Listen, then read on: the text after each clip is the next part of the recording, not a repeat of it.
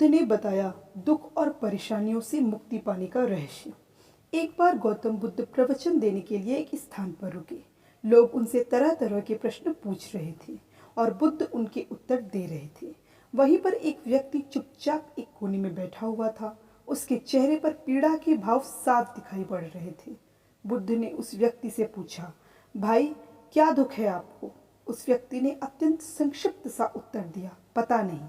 बुद्ध ने कहा, देखो भाई, पहले अपने दुख को जानो, उसके मूल में जाकर उसको देखो और फिर उसका उपचार करो।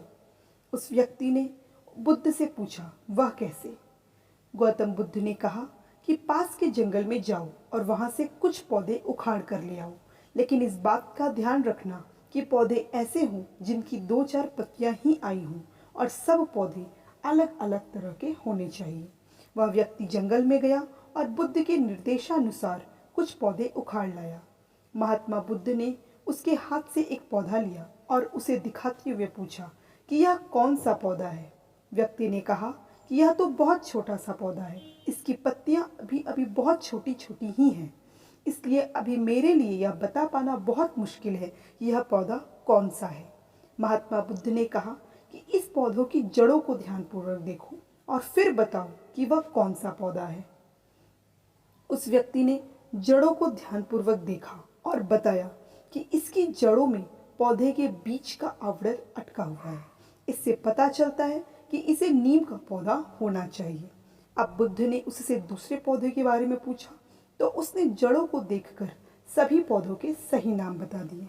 बुद्ध ने उसे समझाते हुए कहा कि जिस प्रकार हर पौधे का एक बीज होता है, उसी प्रकार से हर दुख का भी एक बीज होता है। उस बीज को हम कारण कह सकते हैं। बिना कारण के कार्य की उत्पत्ति असंभव है। बिना बीज के ना तो कोई पौधा उगता है और ना ही बिना कारण के दुख की उत्पत्ति होती है। दुख के बीज या कारण को पहचान कर ही हम उसे दूर करने का उपाय कर सकते हैं। आधुनिक चिकित्सा पद्धति में भी किसी व्याधि की चिकित्सा करने के लिए रोग का समुचित निदान अनिवार्य है।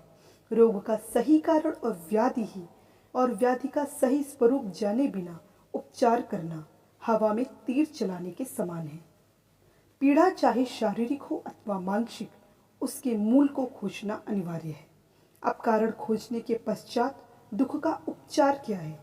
महात्मा बुद्ध ने 4 आर्य सत्य उद्घाटित किए। उन्होंने कहा कि दुख जीवन का एक अनिवार्य सत्य है। यह हर व्यक्ति के जीवन में किसी न किसी रूप में आता है।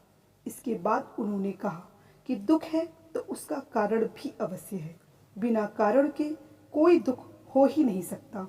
फिर कहा कि दुख का उपचार भी है। अब दुख का उपचार क्या है? बुद्ध ने कहा कि सम्यक मार्ग ही वास्तविक उपचार है। यही बुद्ध का दर्शन है।